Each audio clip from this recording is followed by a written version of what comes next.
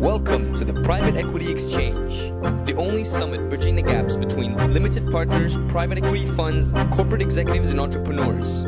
With over 1,000 delegates, the Private Equity Exchange is the only venue where LPs, private equity firms, corporate executives, and entrepreneurs meet. Before the events, using our internet platform, schedule one-on-one meetings with delegates that matter most to you, and exchange far more than business cards at your deal meetings at the Private Equity Exchange. Gather great market insight with over 120 speakers and 6 tracks to choose from.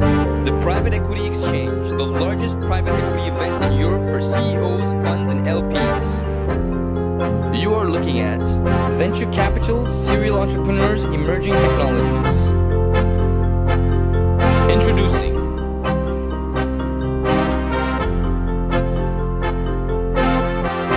I will speak on the next slide, if it comes along. There we are, about these 4 subjects which I've been asked to cover, which is briefly to set the scene of where the market is going over the next 10 years and what we could do about it, are there other solutions. So as everybody knows, the best way to judge the future is by looking at the past, and then you're sure to get it wrong, because if you look at this slide very quickly, you will obviously go for buyouts. And of course, if everybody goes for buyouts, you hedge out all the opportunities, and the EBITDA ratios go up, and you're sure to have reduced returns. So you really must look somewhere else. And that is going to be, or one of the solutions will be venture.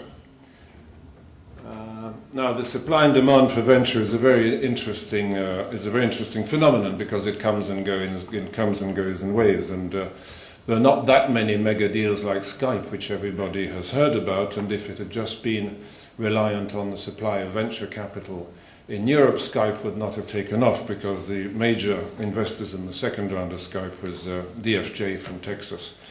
And also, I think that shows that for venture in Europe to be successful, it really has to have a global reach, not just in the markets which the businesses are looking at, but also in the funding. And if you want to go into venture, you can't spread your risks over a large number of VC funds. You really have to target the best, and the best you'll probably find by looking there at the track record and at the team. The other extreme which attracts people are the mega funds. Now, this is a fascinating industry, and it's grown colossally, and the 39 billion Blackstone deal of a couple of weeks ago really is perhaps one of the most astounding. Now, people are already saying, well, how long will this last? There's no doubt that an abundance of cheap debt from some of the major banks like JP Morgan, Morgan Stanley and so on are fueling this sort of leveraged buyout. But these are not typical of the industry. There's a very marked distinction between the mega buyout fund and the normal or medium-sized buyout fund, and there are much greater opportunities in our view in that rather smaller area, especially as there's inevitably a political reaction to the major buyout things and the major buyout deals. But in reality, the lines are becoming more and more blurred between different parts of the industry. As you might have noticed, there are a certain number of some of the big buyout funds have now created their own hedge funds. You get at least one hedge fund has bought a bank in the US. You've got some of the bigger buyouts who are looking for permanent capital by listing. KKR was the first one to do that. I believe the shareholders are underwater in that. So there are all sorts of different ways of approaching this, and the lines are more and more blurred. So we think that, except if you're particularly lucky and you can get in and out quickly, you really need to take a long-term perspective on investments. Probably a good venture investment, if you're interested in that, is 5, 7, 10 years return, except if you do something in the area of tech transfer, which I'll talk about later. And this is a market where perhaps your investment committees are not very happy with venture, because they'll look at the track record. So it's really a market, we think, for sophisticated investors, probably medium-sized. You can't swamp the market. And some of the larger family offices can also look at that, and the endowment funds, notably the US endowment funds and the university endowment funds. Those are the successful venture investors. And as you know, Stanford and Harvard have increased their own endowment fund considerably by investing in this sort of area, in particularly in some of the major successes like Google and eBay. So as EIF, we are trying to demonstrate the attractiveness of this area by being extremely critical and selective in taking our view on this. But if you're not convinced by what I've said so far, you might look at, say, well, we're in France, what's happening in France? Is this a good area to invest? Yes, to some extent. France is quite attractive. If you see the volume of investments carried out in France, it's very much the second country in Europe, and it has increased appreciably, but not colossally, like in the UK or in Sweden. But of course, Sweden's starting from a very low base. The place everybody is, of course, is the UK, and that's where there's the highest growth. If you look at the ratio to GDP, France is in the average, which is fairly satisfactory, especially if you compare to Germany and Finland, which you would expect to have a high proportion of GDP going to private equity, where there is a significant decline. So France is reasonably well placed. It's a significant share of the European market, with approximately 20% behind the UK, but still it's quite significant.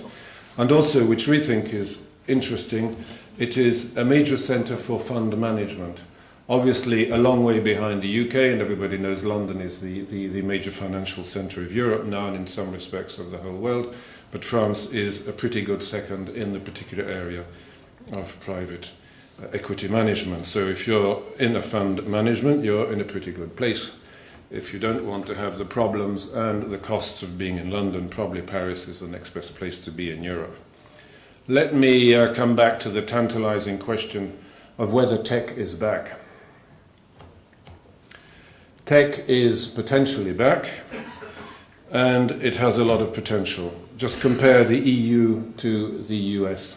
You know that the two economies are roughly the same size, and yet in the EU there's less than half the number of deals around the US. The average deal size in the EU is less than half what it is in the US, and therefore, of course, you do the simple multiplication and you find that the value of venture deals in the EU are about less than a quarter of what they are in the US. So there is potential. But the problem with the EU generally is the lack of the appropriate infrastructure to help technology investments get off the ground. There's the broader infrastructure, and that is the tax regime, authorizations, how long it takes to set up a business, seed capital, and so on. That's an area which is very important for the public authorities to intervene and try to create favorable environments. It's rather outside the scope of this, but if you do have a friendly finance minister around, you might tell him to encourage and liberalize taxation on stock options and that sort of thing, because it really does motivate people. The other aspect is, we think, it's not just money, but it's also the link between university research and the spin-offs. We think there's a big gap there. It's quite inefficient. It's pretty inefficient in the US, and it's even worse in most of Europe. And we think that we found the answer to that after 2 years of hard work and visiting at least 100 of the main actors in this field throughout Europe, US, Canada, Israel, and so on, to see how to improve the chain going between universities and spin-outs. And this is the summary of a 500-page report, which I will tell you later on if you come to the discussion on clusters later this morning. So I just show you that in a tantalizing fashion. And one of the products of our research is this, which might look like a snake to people in the back, but actually it is cutting-edge world technology of the future. And I'll also talk more about this later on if you come to the cluster session. Okay. And now, if you don't like big buyouts and you don't like high tech, and then you want to go to emerging markets. So the two favorite emerging markets among the BRICS are China and India. And China, of course, is fascinating. These are huge markets. There's vast potential. there's a globalization effect. All of these factors, you know, all of these positive factors, the negative factors, of course, are the way China is eating up its own environment.